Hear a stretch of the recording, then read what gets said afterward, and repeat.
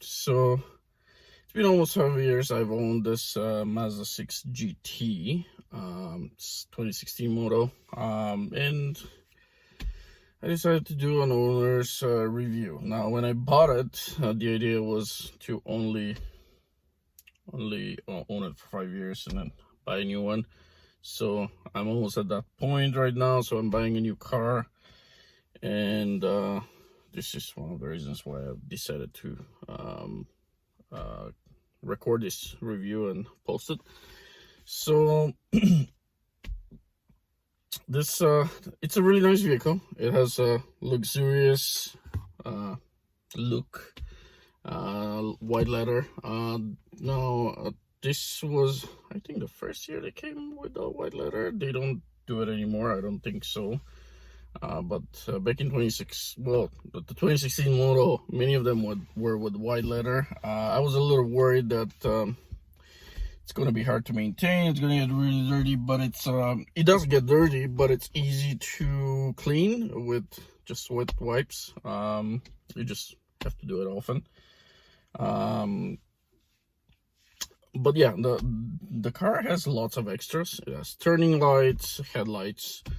As you saw in the pictures before of this, you can see the grille, how it illuminates at night when headlights are on, and it looks like it's smiling at you. It has sunroof. It has heated seats, even in the back. You can turn them on from there.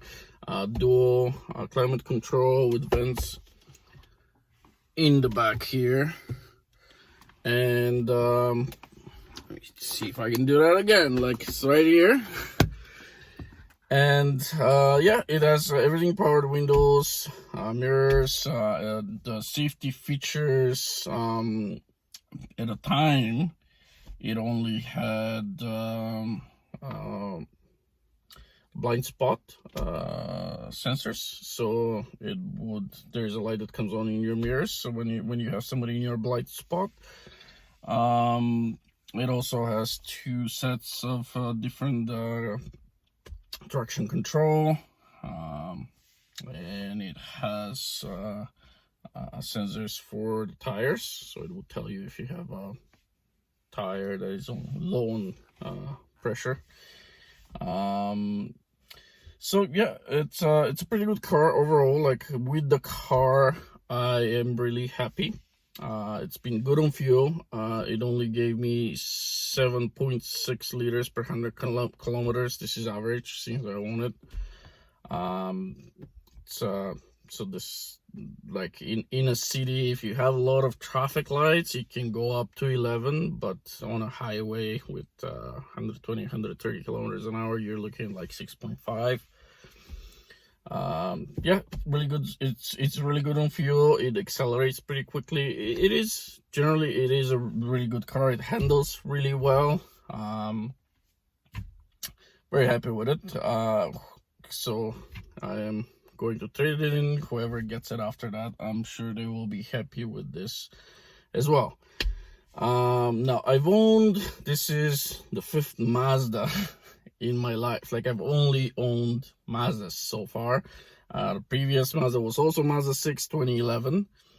I traded it in for this one when it was 4 years old. The new look on the Mazdas came in 2012. That might have played a little bit of a role, because like right after I bought it, they came up with the new look. But it hasn't changed since. Like, the new 2020 Mazda pretty much looks the same since. And like, there are a little bit of differences, like the grille and stuff like that, the lights, but in general, it's pretty much the same thing. So it does have navigation. The navigation was free to update for the first 3 years. I didn't know this at the very beginning. After 3 years, when I found out that I have to pay, I wasn't too happy about it. Another thing that's lacking on this vehicle is Apple Play. So you could, like, at some point it became available and they could add it, but I can't remember how much it was, 300 or 500 bucks, and they needed the vehicle for a full day only during the week in the dealership, so I never added it. But newer Mazdas would have the Apple Play, which is good. And so basically, buying it as a secondhand, I think it's a good idea if you're looking for a vehicle to buy secondhand. But in terms of Mazda, brand new Mazda, I have decided to move away from Mazda for the first time in my life. And I probably never return to it. The reason is customer service.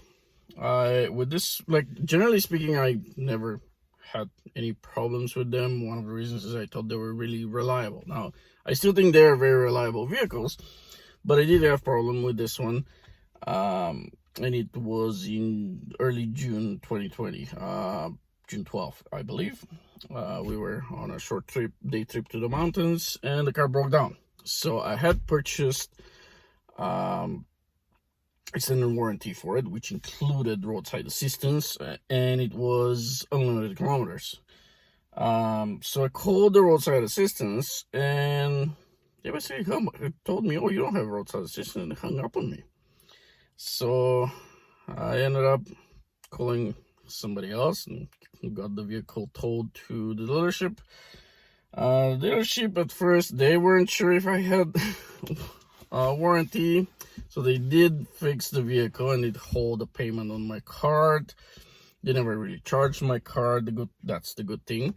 I did have to provide bill of sale and everything, which I understand. Like, mistakes happen. They had the wrong date in the system. So with the dealership, it was fixed fairly quickly, and I never had to pay for repairs. The belt broke. However, that was not the case with the roadside assistance. Roadside assistance is a third-party company, and everyone I talked to was pretty much saying, "Oh, it's not our problem." The dealership, it's not their problem. I called head office, it was not their problem either. Eventually, like, through submitting some form online and talking to countless people, like, something got going.